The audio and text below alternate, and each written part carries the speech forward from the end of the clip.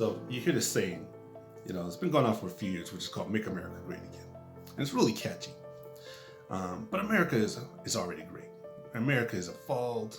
America is an example of the world. We're struggling right now in some things, but we're still the example of the world because we're still evolving. We're still getting better. But people make a huge mistake when there's a select few, they're somehow trying to like go back in time where people of color or brown people were scared and were just suffering. And so they make this huge mistake because one, it's not possible to go back. And it's not possible because of how far we've grown intellectually. We know too much. We've experienced too much. So there's no going back. It's not impossible. And then not to mention the technology, how far technology is advanced and how far business is advanced and how far, most importantly, how far the consciousness of our country, the American people, and the collective shared consciousness has grown and where we are today. And we're going to grow even more, which is exciting.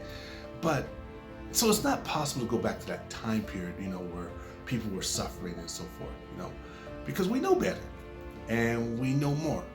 But people fool themselves. There's people out there that really fool themselves by using symbolism. I call them symbolisms. They don't even know it's symbolisms, but they use these symbolism, which is, they'll follow people around, brown people around in their cars, and they'll yell out these racial slurs, or they'll be in a grocery store somewhere and they're yelling out racial slurs, or you're walking on the sidewalk and they're saying, "Make America Great," and they're kind of pushing women off the sidewalk. Usually it's women off the sidewalk, or they're trying to terrorize people in some way. And they're just symbolisms, and they're crimes. They're crimes. And it doesn't change anything. It doesn't change anything. It doesn't affect anything. People that do that, they're basically fooling themselves. And not only they fool themselves, they're hurting themselves because they're teaching themselves a mindset that doesn't exist anymore in this country, and they're the only ones living it. They're the only ones living it. The people that are terrorizing it don't believe it. The country doesn't believe it. But there's these few people that have given themselves permission, or they're somehow taught themselves in this mindset, say, yeah, it's okay for me to go and harass a person of color. That's the time period we're in right now. And unfortunately, they're exposing their ignorance. And they're exposing their lack of willingness to grow and to be with this country.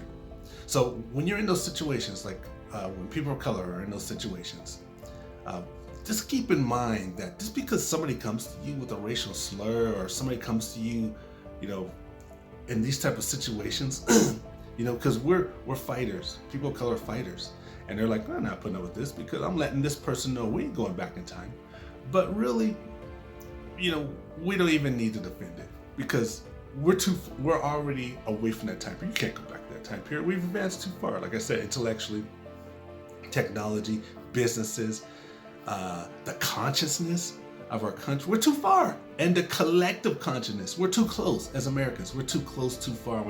And we have the same agenda. We have different politics and so forth. We have the same agenda. We're trying to do the same thing. So when you come across those situations, I know it hurts, but just keep in mind that this person who's acting this way, has chosen to act this way, is just exposing their ignorance.